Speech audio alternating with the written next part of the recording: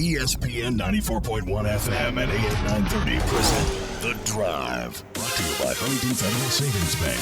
Local then, local now. Member FDIC. It is Friday, June 26th. Your drive begins now on ESPN 94.1 FM and AM 930. I'm your host, Paul Swann. You can join the program by calling the Miller Lite phone lines at 877-420-TALK. That is 877-420-8255. Miller Lite, hold true, great taste. Only 96 calories. That's why it's the original light beer. What do we got coming up today? Well, we're guest-free today. It's a Friday. So it's just you and me. You can find me on social media at Paul Swann. So it's just going to be us today for the hour. Thanks for tuning in as we get your weekend set. We're still in that weird spot right now where baseball, football, basketball, hockey, are they going to get back together? Basketball getting one step closer. The NBA, they are going to make it happen, it looks like. But on top of that, though, the NBA and its Players Association announcing this morning that 16 of the 302 players tested for COVID-19 were positive. That is 5.3% of the league's players. So some work still to be done. And, of course, there's been some positive tests in the NHL as well. They're going to do something a little different, though. We'll get into that in a second. I just want to remind you, coming up tonight, it's convoluted. As can be. It's very convoluted. But the draft lottery is happening tonight. And the NHL is an interesting league. Because the NHL, of course, Canada, the United States, it does business. It operates in both of those countries. It's not like the NBA or the NFL with a team in Canada with the NBA and, of course, the NFL. Wouldn't it be cool if we had a Canadian NFL team? That's a different show right there. And of course, baseball as well. But you've got so much influence from both countries. And of course, it's not necessarily an all-American sport, all-Canadian sport. There's a lot of influences. So it just comes off a little different for some of you. If you're not into hockey, you don't necessarily connect with it easily because you're thinking, okay, well, that's different. It's sort of like me trying to watch Premier League soccer. Like, okay, we speak the same language, but we're also divided by it. It's that kind of vibe. Well, the NHL draft is sort of like that. It's like, okay, this is a lottery, but it's not a lot. It's weighted. What? Yeah, no ping pong balls here. So watch this thing tonight on NBC Sports Network. And if the lottery goes as planned, we're not going to have to do a second because there are teams that are in the lottery that don't even know they're in the lottery just yet. For example, the New York Rangers. The Rangers are going to be in that first round to get into the second round or the playoff. They play in the playoff, the initial games. Well, they could find themselves in the lottery. And so they could find themselves with one of the spots, but there's a marker for it. They don't know if they're in yet. They don't know if they're going to go to the next round or if they're going to go into the lottery in one of those spots, which has a weighted value. Kind of convoluted. It happens tonight. I'm going to be watching. If I sat there and watched the NFL draft, I'll sit through this. This is not even the draft. This is just the lottery. It's not even the ping pongs. It's not even ping pong balls. No. They use flashcards. It's so dramatic the way they do it, too. And by the way, I love the NFL draft, the way it's been streamlined. I mean, I felt like the NFL draft, that was the most streamlined I've seen it in a long time. The NHL draft, unless you don't have to go anywhere, skip it. Unless your team is early drafting, skip it. Because you have to have 54 people come up on stage to announce the pick. And they got to thank everybody, too. It's like an Oscar exception. It's like if you won Best Picture, everybody comes up and makes the speech before they draft the kid. Just draft the kid. The pick is in with the first pick. Here's the kid. Make his day. Instead of making him sit there, completely different. I know. And this is my favorite sport.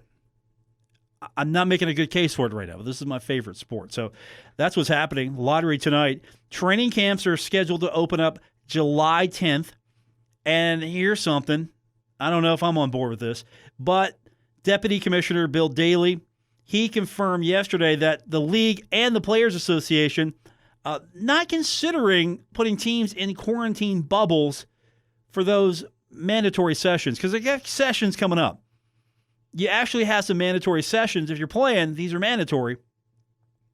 And they're not going to bubble these players.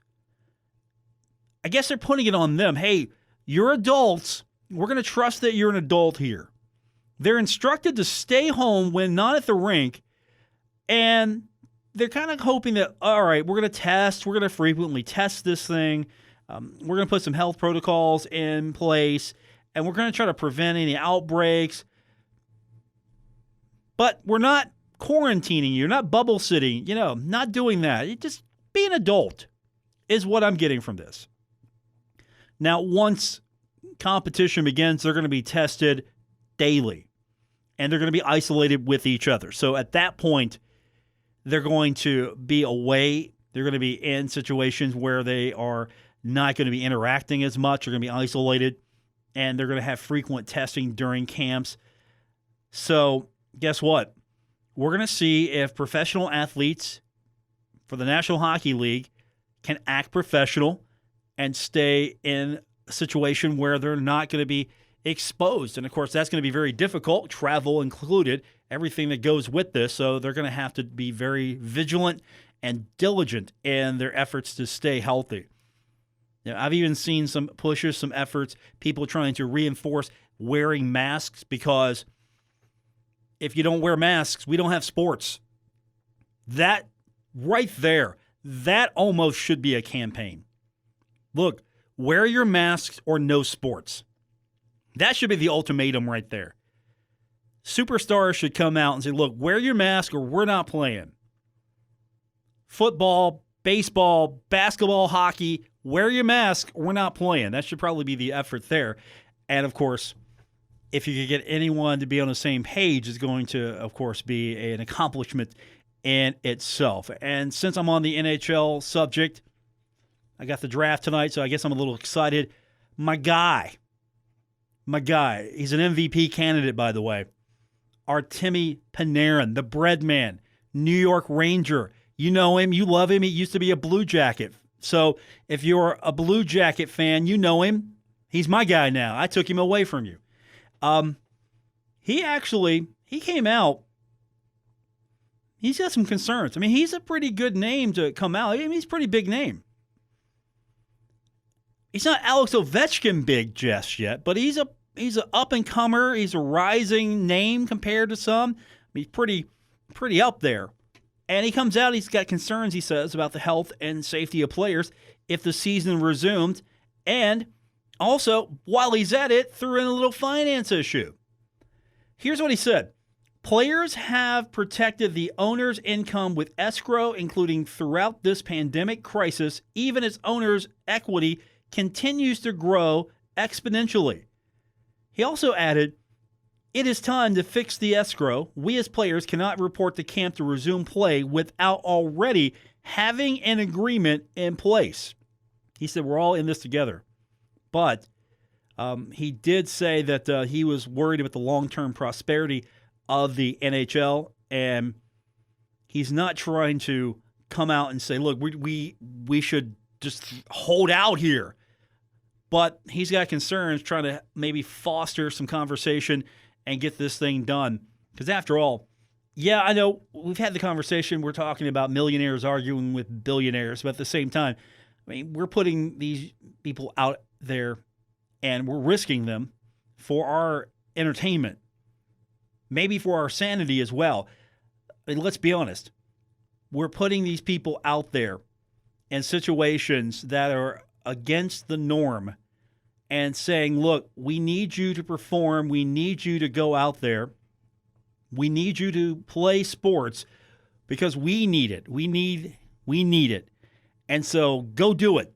Go play. And no matter how many health and safety protocols you put in, if not everybody's on board or somebody breaks protocol, we can see what happens. I mean, we're seeing it now, and we'll get into a lot of that. We'll talk about that. And, of course, we'll get your feedback as well on Twitter today at Paul Swann. Best place you can find me there. Like, for example, we'll talk about it when we get back.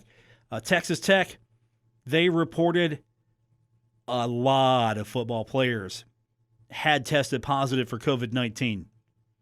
A lot of players. Marshall was doing it right, I think. You had to isolate before you came back. You had to test before you could get in.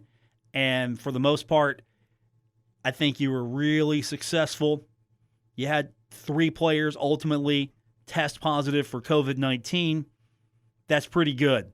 You knew that would happen as well. You weren't expecting a perfect record, so they did everything they could. I think some other schools maybe dropped the ball. That's why it's not uniform, and we'll talk about that. And interesting story talking about why the finances are going to be interesting without sports, because you're seeing more and more you're seeing more programs cut. Sports are being cut.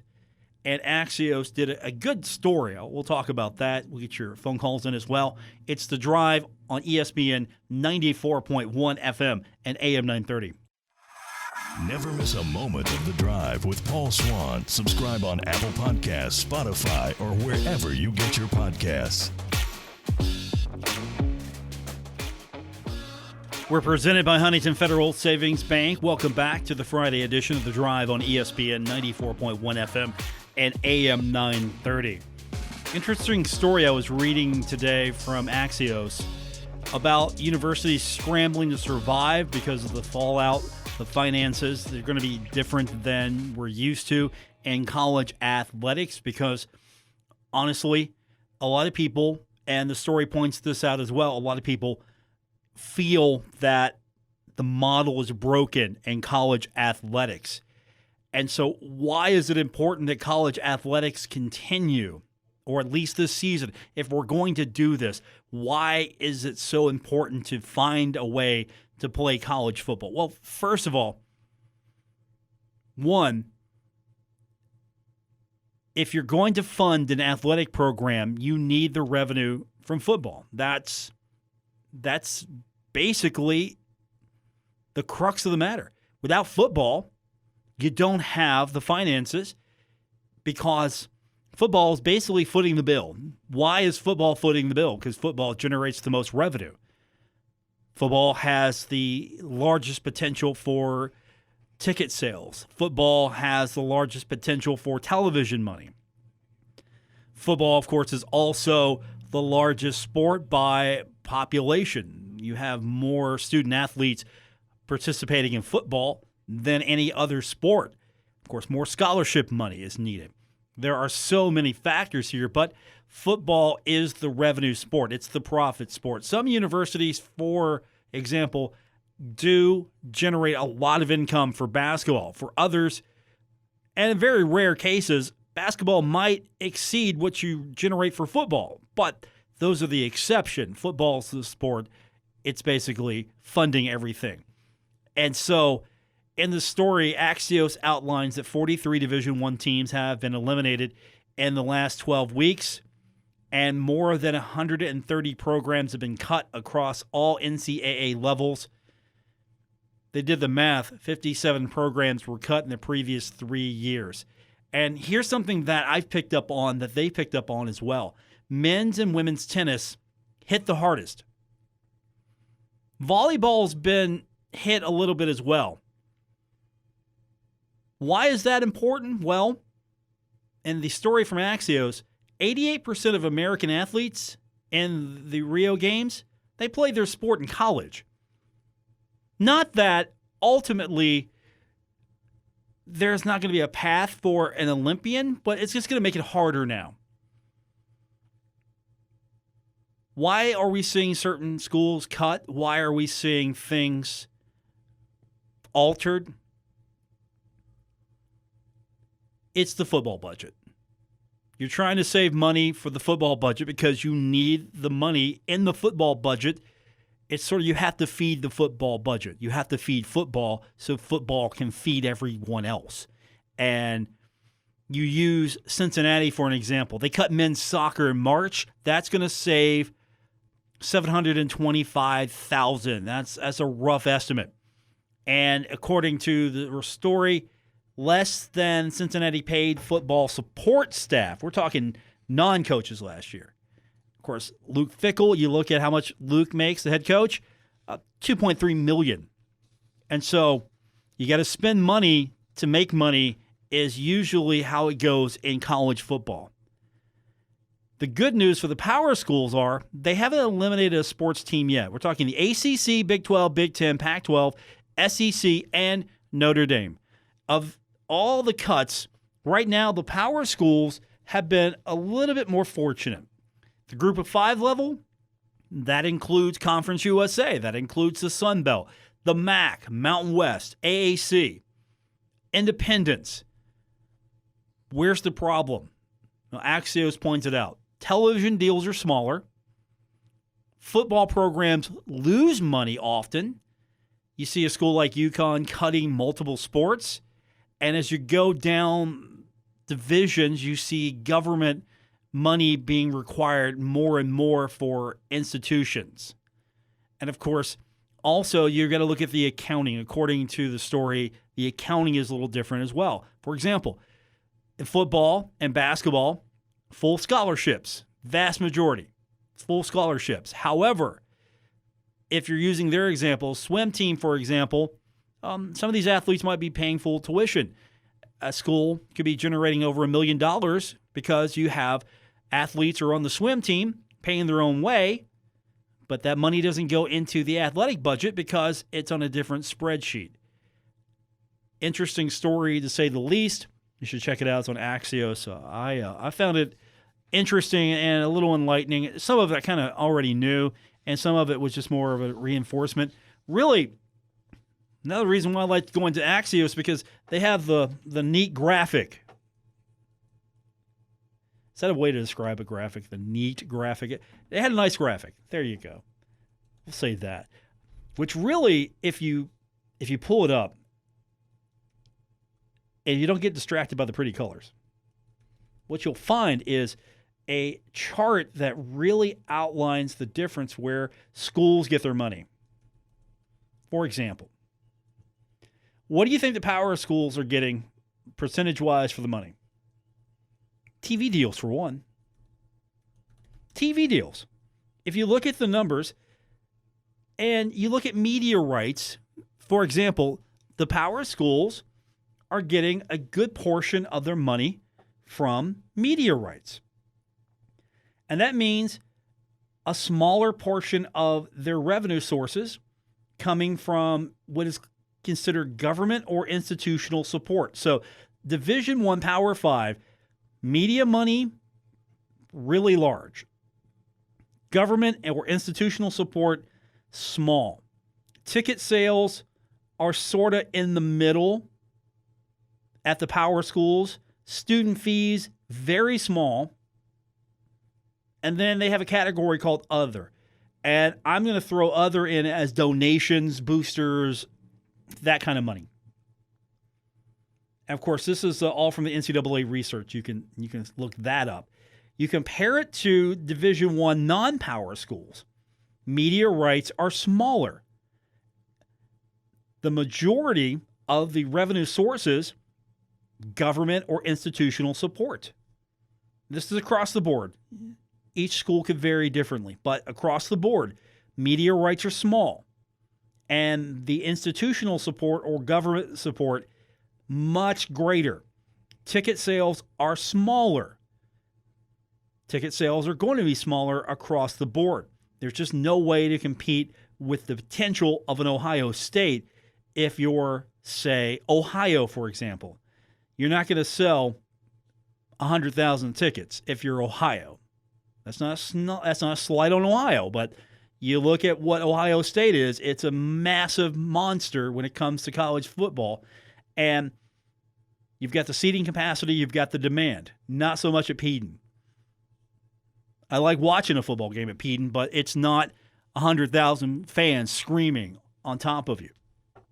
Then you look at student fees. This is where you see across the board at every level, for the most part, except for the Power 5 schools, you see Division I schools living with a bigger chunk of student fees. So the student fees are a big chunk here across the board. Now, again, each school may vary, but student fees, it's weighted higher than ticket sales at most of these non-Power 5 division schools.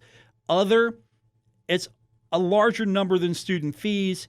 It's not as large, though, as maybe government institutional support across the board.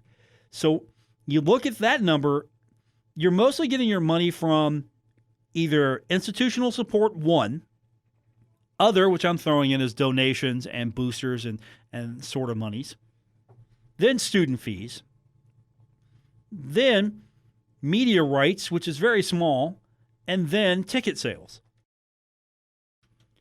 If you're a Division I school in FCS, it's even worse. Media rights are very small. Government institutional support, maybe half, if not more. Student fees are very small. Student fees at FCS level, smaller than the student fees at the Division I non-Power 5 level. And then other is also very small. Again, we're talking about some institutions that are much smaller. Smaller schools, smaller revenue opportunities. So you're not seeing the booster support as much. You're not seeing maybe the student fees or the ticket sales as much. You're getting most of your support from the institution or government support. And then you get to Division II with football. Division II with football.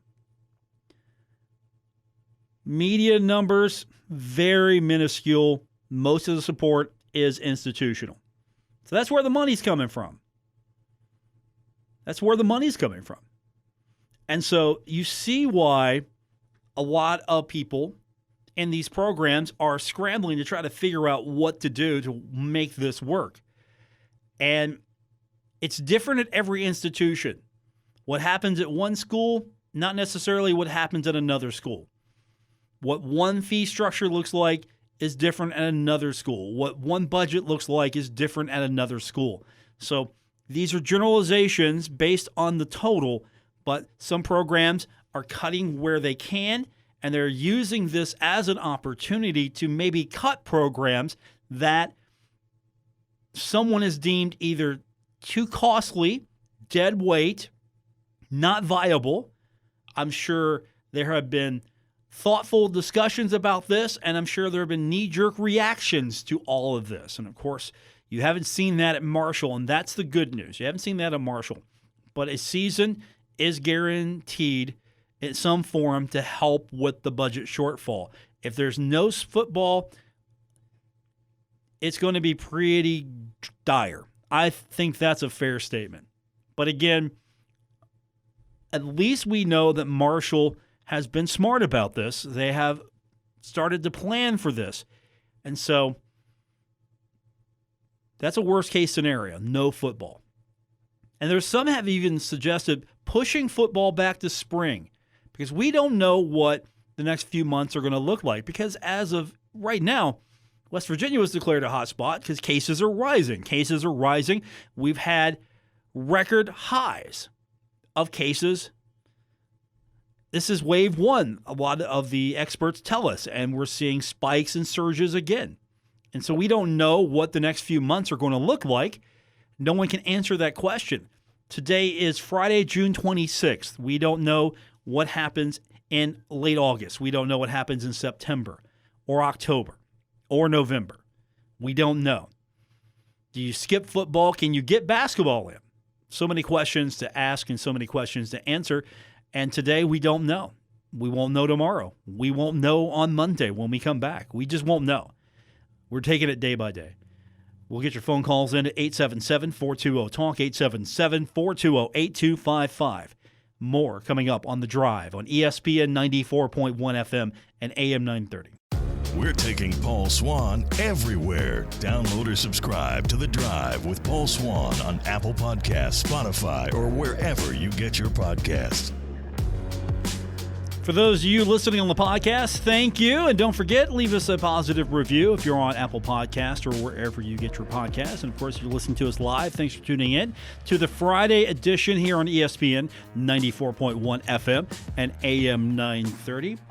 I told you earlier, the Texas Tech Athletic Department reporting a large number of football players or staff had tested positive for COVID-19. 23. That was the number, 23. 21 among them now considered recovered. That's the good news. The good news also is that they were able to catch these positive tests. And, of course, hopefully these young men, these staff workers were able to get whatever treatment is available to them to help them with this. And, of course, we know varying degrees here. For most people, fortunately, they can recover from this. For a lot of people, though, it's a different story altogether, and that's why we're trying to be careful. But 23, and they had 197 tests performed. Nobody required hospitalization, according to the report. That's the good news here. And they were bringing players back to campus June 15th for the voluntary workouts. What happens when we get to football season?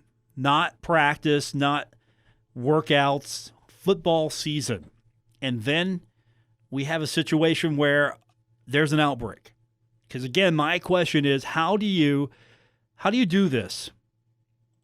Each institution is going to be different. Some institutions are going to require a face mask. Some institutions are going to have distant learning. There's going to be a mix of both. The procedures are going to be across the board different for, I'm sure, every single athletic department. Most will be on the side of caution. Maybe some won't be as good. Some will be exceedingly good. It's going to vary. Hopefully, across the board, everything's fine.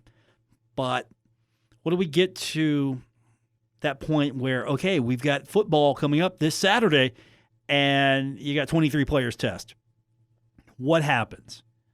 And so that's why it's been pushed. Maybe you do this in spring. Maybe you start this thing in spring. And instead of having hope you can get the season, you have a season in spring. And I don't know if that can be pulled off, what the logistics of that would look like across the board. I'm sure it'd be pretty difficult, but it is a proposal that has been thrown out there. And, of course, some programs are just throwing in the towel completely. Here's another one. Morehouse Athletic Director David Thomas informed the community in a statement that Morehouse College not going to participate in intercollegiate athletic competition sponsored by the NCAA and the Southern Intercollegiate Athletic Conference this upcoming fall. That's going to impact cross country and football. Here's what he added. He told the scholar athletes, their parents, and alumni, the university is going to honor all athletic scholarship awards. So the good news is, if you want to continue here at the institution, at the college, you want to stay here, we've got you. You don't have to worry about that. You're not going to play football. You're not going to be in cross country. You're not going to have that. But you've got a scholarship. If you've got a scholarship, it's good. Okay, that's fine. I completely get that. I'm on board with that here. They don't know what they're going to do with the sports that are played in winter and spring yet. They haven't made that decision. But at least that's better than we're not going to play anymore. We're going to cut a program. And that's devastating. Remember a few months ago how devastating things were for a lot of student athletes? We continue down that path. That's got to be devastating. You're thinking, okay, we're going to have a football season, or I hope we have a football season, and then you find out, well, others might, you won't. And if you're going to Morehouse, do you look around? Do you think, okay, I need to go somewhere else? Or do you go to Morehouse because you have the opportunity to play sports at the same time? You're going to get an education from Morehouse. Morehouse College. You're going to get a good education at Morehouse College. Are you going to start looking around? Because it's not going to be guaranteed that there's going to be opportunity elsewhere as well. The transfer portal is not a guarantee at any time that you're going to be able to find a place to land. So I'm sure it's going to be very disappointing for those student athletes not to have that opportunity. Are we going to get to that point where you need to make those decisions at the Division I level? I don't think we're going to see football not happen. I just don't know in what form it's going to be. I still think it's happening. A few weeks ago, I didn't think we were going to have it. But I see where we're heading and what is at stake.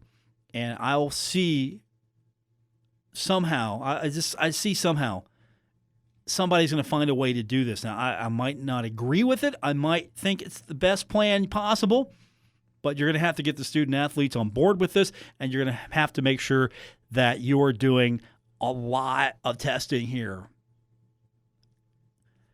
That's where we're at on a daily basis here, and I wish we had something else to really dive into. Because honestly, right now, 2020 has been the worst year possible for all of us on so many levels. It's like, can we hit the reset button? Can we go to 2021? Can we restart 2020? Because we are seeing some dynamic changes, not just from seeing systems fail to opinions change, opinions polarize, to people seeing for the first time difficulties they maybe haven't seen before. So many things right now, and that's why, again, we kind of push for sports. We hope it can come back. We're pushing for it as maybe just an outlet for us to go for a while. But in the grand scheme of things here, I don't know. That's where we're at. Final segment coming up. It's The Drive, ESPN 94.1 FM and AM 930. The Drive with Paul Swann. Marshall Athletic Director Mike Hamrick. He knows. Paul's the best. On ESPN 94.1 FM and AM 930. I'm going to be quite upfront honest with you. I missed that guy. We had him on a couple weeks ago. I would have been at a Marshall spring practice. Hamrick would have come into the press box, give me the business, and I would have smiled gladly. Welcome back to The Drive on ESPN 94.1 FM and AM 930. I'm your host, Paul Swann. It's Friday as we're getting you set for the weekend. And big story came out today. Oregon and Oregon State made the announcement that the term Civil War will no longer be used to promote athletic competitions between the two schools. So however they're going to brand themselves in the future, it's not going to be Civil War, and it starts today. It starts right now. This is what OSU President Ed Ray said in a statement.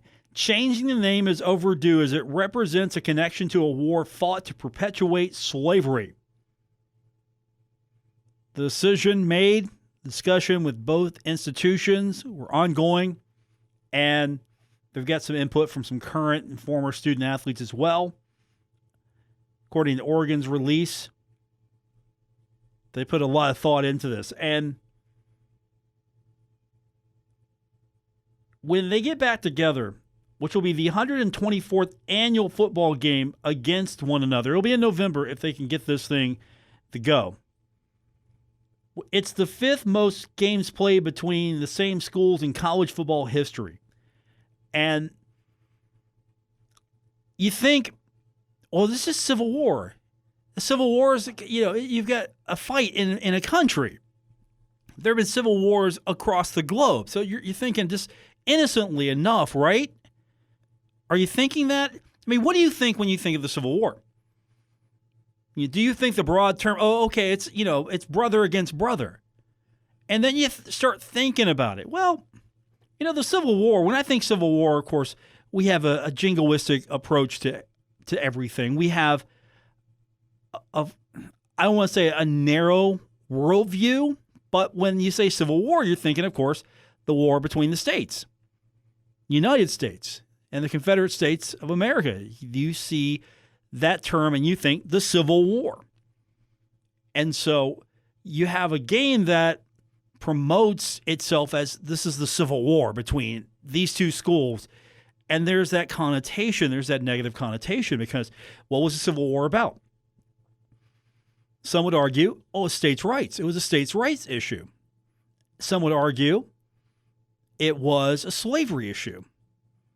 And you can go down the line of people who have different views of that conflict and what the issues are. And of course, if you even throw in the lost cause narrative, the revisionist history, slavery was a major focus of this conflict. It was what turned the tide for a lot of people in this conflict. Unfortunately, a lot of imagery continues from that conflict.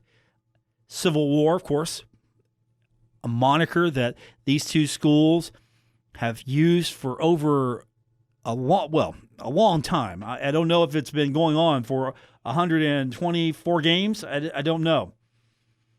But it's been going on for a long time. And so with where we're at now as a society and understanding more and more how certain things impact other people, they're taking the opportunity to change the name. And here's an opportunity. You could come up with something really cool. You could come up with something really cool if you're going to name this. I don't know what that's going to be, but that's an opportunity, though, right there. You got to name a rivalry. And if you're not going to use Civil War anymore, you're not going to just throw that out. It's gone. What do you call this thing here? What's something that you could really come up with? It's got to be cool. Marshall and Ohio have got the battle for the bell. Okay. Not in love with it. I'm probably in the minority on that. And if that's the case, that's fine. I'm not going to fight it. Not a big fan of the trophy either. I like the schools playing each other. Okay, battle for the bell in football. Yeah, what do you call all the other? Because again, Marshall and Ohio, you think of Marshall's rivals and you bring up Ohio. But again, Ohio and Miami are the big rivals. Marshall is maybe a secondary rival to Ohio. Marshall and Moorhead, the war on I-64. Okay, that's cool. War on I-64. It rhymes. Maybe I use it more because it was used back in the day. Maybe it's not used as much because Moorhead and Marshall don't play each other in football. It's not a thing, hasn't been a thing in a long time. What do you call this thing? Where do you go? And what do you come up with that's going to be distinct and memorable and completely opposite of what you've been calling it for a long time now? 100 Miles of Hate. I love that. Between Western and Middle, 100 Miles of Hate. It's definitely not the 100 Miles of Love. Never going to be. But 100 Miles of Hate. I love that. That's definitely a fantastic rivalry name. And by the way, Moonshine Throwdown is not a good name. Stop perpetuating it. It's terrible. As we carry on with today's edition of The Drive here on ESPN 94.1 FM and AM 930. Not endorsing Moonshine Throwdown between Marshall and Western Kentucky. Where's the moonshine? Where's the moonshine? But okay, you call it what you want. I'm not calling it that. We'll call it what you want. I don't think the universities endorsed that name. Marshall and Western Kentucky need to come out and say, "Look, okay, we're gonna go all in on this rivalry thing here. Here's what we're gonna call it. Here's what we're gonna name it. Just go all out on it. Make it a thing. Just go all in on it. Get the two schools to come up with something and let them go at it. It's a fun get together when you play against Western Kentucky. It's really good." It's not like Marshall and Kentucky in soccer, though. That's a rivalry, by the way. I never thought I would say that, but UK and Marshall, big rivals in a sport? Yes, soccer. Rivalry names are important. And for these two schools to take an opportunity to change a long-standing name because they believe it's the right thing to do. I'm not going to say it takes courage. I'm not going to say anything like that, but you understand that's been a significant thing for these two schools for a long time, and for them to get together and say, look, we need to change this. It's the right thing to do. Yeah, I definitely think their heads and hearts are in the right place when they evaluate this, to do a self-evaluation. Because, again, we're in times now where we're having more conversations and more open dialogues about, hey, these things, they're commonplace, but doesn't mean they're right. And hopefully these dialogues will continue for a long time to come. And with that said, we're about out of time. Don't forget, if you miss any part of the day's show, all you have to do is go and get us on the podcast. Apple Podcasts, Spotify, Stitcher Radio, wherever you get your podcast is where you're going to find today's edition of The Drive here on ESPN 94.1 FM and AM 930. We'll be back on Monday to restart your week. Have a great weekend, everyone.